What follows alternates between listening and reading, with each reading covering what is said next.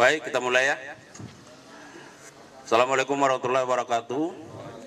Selamat siang, salam sejahtera untuk kita sekalian. Salam, Om Swastiastu, Namo Buddhaya, salam kebajikan, salam bahagia, salam sehat, rahayu untuk kita semua. Para asisten dari Kejati DKI, teristimewa buat Pak Kajari Jakarta Selatan selaku Sohibul Bait, Pak Kabid, Pak Kasubdit yang saya hormati, dan khususnya rekan-rekan media yang kami banggakan. Tentu yang pertama kami menyampaikan terima kasih dan penghargaan yang tinggi karena kami tahu begitu antusias dan berlelah dalam mengikuti perkembangan dari penanganan perkara ini. Pada kesempatan yang baik ini kami akan menyampaikan update perkembangan penanganan perkara dugaan tindak pidana korupsi dalam komoditas timah tahun 2015 sampai 2022.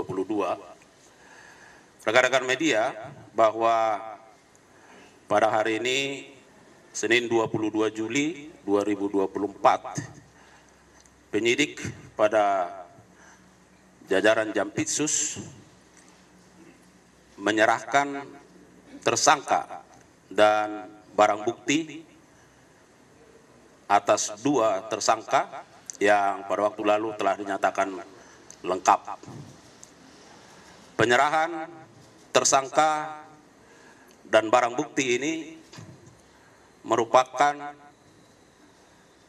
tanggung jawab dari penyidik dalam rangka memenuhi maksud pasal 139 KUHP. Tentu penuntut umum pada Kejaksaan Negeri Jakarta Selatan akan melakukan pemeriksaan terhadap kebenaran identitas dan formalitas tersangka dan barang bukti. Tentu ini dimaksudkan supaya dalam penanganan perkara ini tentu tidak ada error in persona maupun error in objecto. Rekan-rekan media, pada saat ini adapun tersangka yang diserahkan oleh penyidik ke penuntut umum adalah yang pertama tersangka HM selaku swasta, dan yang kedua tersangka HL selaku manajer PT QSE.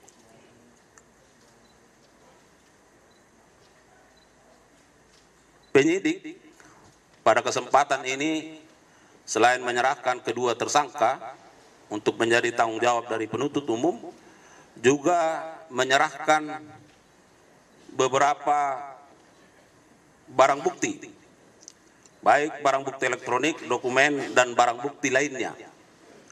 Untuk tersangka HM, yang pertama ada 11 unit atau bidang tanah dan bangunan, ya, 11 dengan rincian 4 unit berada di wilayah Jakarta Selatan, 5 unit berada di wilayah Jakarta Barat, dan 2 unit berada di wilayah Tangerang. Kedua, kendaraan berupa mobil dengan total 8 unit,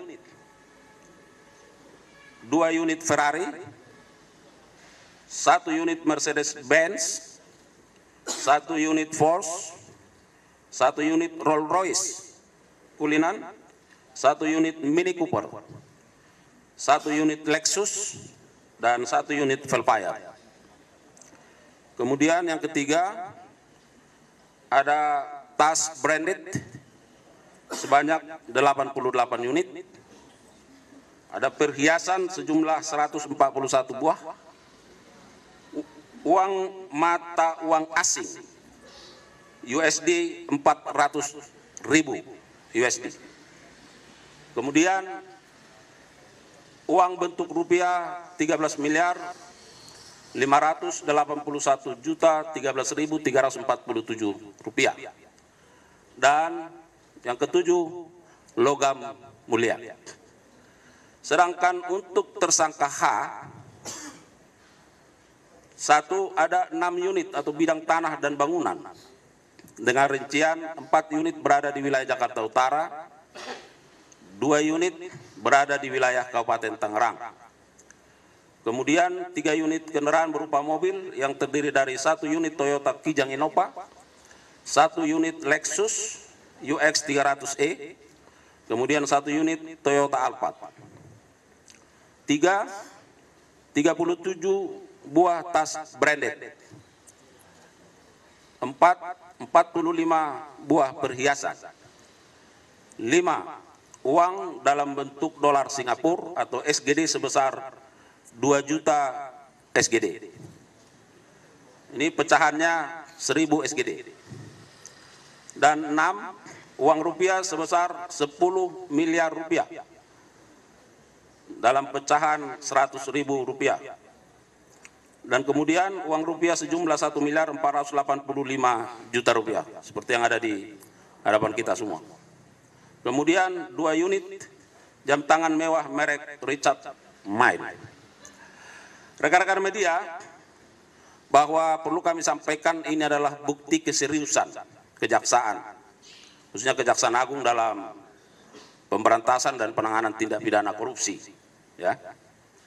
Perlu kami sampaikan juga bahwa kasus posisi tersangka HM selaku perwakilan PT RBT mengikuti rapat-rapat dan melakukan lobby-lobby dengan pihak PT Timah Tbk terkait kerjasama sewa-menyewa penglogaman timah untuk memfasilitasi CP VIP, PT SBS, PT SIP, dan PT TN. Dari kerjasama tersebut, tersangka M menginisiasi pengumpulan keuntungan dari CP tersebut di atas tadi untuk diserahkan kepada PT QSE yang difasilitasi oleh tersangka H dengan modus seolah-olah pemberian corporate social responsibility untuk selanjutnya diserahkan kepada masing-masing tersangka lainnya. Sedangkan terkait pasal sangkaan sebagaimana yang sudah rekan-rekan media ketahui, namun selain pasal 2 dan pasal 3 Undang-Undang Tipikor, kepada yang bersangkutan juga dikenakan pasal 3 dan pasal 4 Undang-Undang Nomor 8 Tahun 2010 tentang pencegahan dan pemberantasan tindak pidana pencucian uang untuk pasal 55 ayat 1 ke 1 KUHP. Rekan-rekan media, dapat kami tambahkan bahwa sebagai update tentu dari 22 tersangka ya yang sudah diumumkan di luar satu obstruction of justice yang sudah disidangkan di Bangka Belitung, maka tinggal ada 4 lagi tersangka yang tentu masih dalam proses penyidikan dan penyempurnaan pemberkasan ya atas nama HL, R, BG, dan AA. Dan untuk diketahui, kedua tersangka ini tentu akan menjadi otoritas dari jaksa pada Kejaksaan Negeri Jakarta Selatan dan akan dilakukan penahanan untuk 20 hari ke depan di rutan Salemba cabang Kejaksaan Negeri Jakarta Selatan. Dan kami juga tadi mendengar bahwa Kejari sudah mempersiapkan jaksa untuk ini. Ya, ada kira-kira sebanyak 30 orang jaksa yang akan ditugaskan dalam rangka menyelesaikan perkara ini mulai dari proses pra penuntutan hingga ke depannya. Saya kira itu rekan-rekan media yang bisa kami sampaikan sebagai keterangan pers hari ini. Ya. Mudah-mudahan dengan kehadiran teman-teman, apalagi ini dalam suasana Hari Bakti Adiaksa, ya.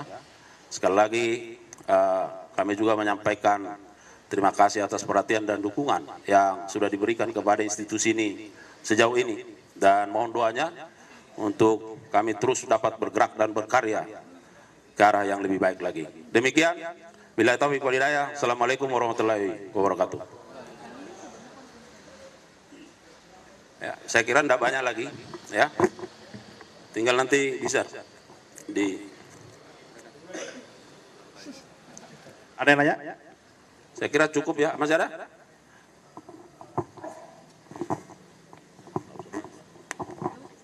Iya, mau bertanya aja kan kemarin kan total sudah ada kurang lebih 16 tersangka juga yang sudah dilimpahkan sama tambah ini kan mungkin jadi 18 tersangka. Nah, terus yang menjadi pertanyaan masyarakat kan selama ini juga kapan ini para tersangka ini akan segera disidangkan gitu dan itu seperti apa prosesnya? Ya, baik, terima kasih teman media. Ya, yang pasti saya sampaikan tadi bahwa kita terus bersungguh-sungguh. Mungkin dalam waktu dekat akan sudah ada juga yang akan dilimpahkan ke pengadilan, ya. Nah, beberapa waktu yang lalu saya sampaikan bahwa ini adalah bagian dari strategi penuntutan, ya. Karena di sana ada penyelenggara negara, ada pihak swasta.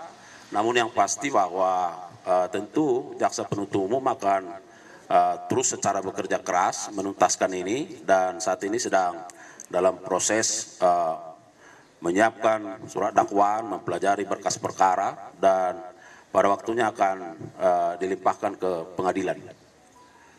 Oke, detik saya kira. Terima kasih. Iya Pak, saya Amel dari Tempo, izin mau tanya sedikit. Tadi sudah disampaikan ada 4 tersangka yang belum masuk ke tahap 2. Nah, kira-kira kapan target kejaksaan untuk melimpahkan 4 tersangka itu?